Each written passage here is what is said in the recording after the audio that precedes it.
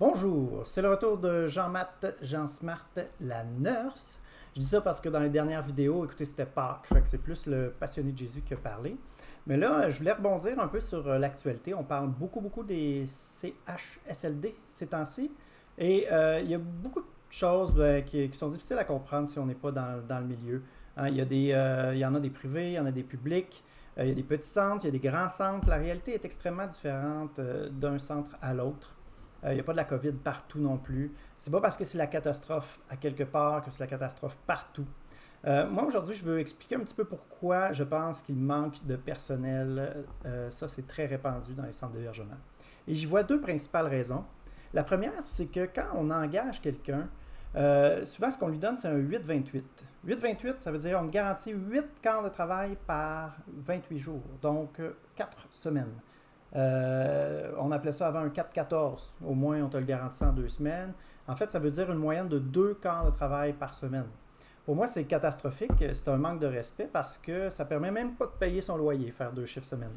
Et on demandait à ces personnes-là d'être disponibles 2 quarts de travail, au moins une fin de semaine sur deux.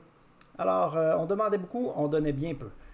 L'autre élément, c'est les milieux de travail dans les centres d'hébergement. C'est pas toujours sain, S-A-I-N. Souvent, ça n'a pas été rénové, c'est juste lettre. Donc, de travailler dans un milieu de travail lettre, c'est pas agréable, c'est pas stimulant. Et d'ailleurs, pour les résidents non plus, c'est pas l'idéal de vivre dans un endroit qui est ordinaire.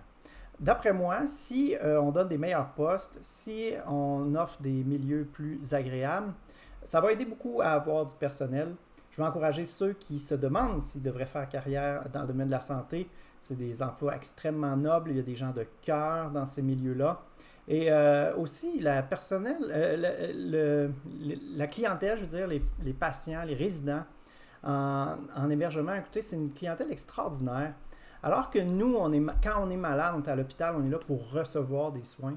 Mais ces personnes-là, bien souvent, ont quelque chose à donner et veulent donner. Ils ne sont pas tant en mode recevoir, mais les personnes âgées, surtout, écoutez, c'est des bibliothèques sur deux pattes.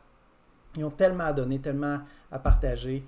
Ils ont soif d'être entourés de personnes de cœur, justement. Puis il y a des moments très agréables qui se vivent en hébergement. Alors, je veux encourager ceux qui peut-être pensent à travailler dans le domaine. On va avoir besoin de vous et on ose croire que les conditions vont s'améliorer. Puis je veux encourager tous ceux qui travaillent en hébergement. Je m'en vais faire mon quart de travail tantôt. Et surtout ceux qui travaillent dans les milieux où c'est la catastrophe. Vous n'avez probablement pas le temps d'écouter cette vidéo-là en ce moment. Mais bref, on veut les encourager. Si vous en connaissez, encouragez-les.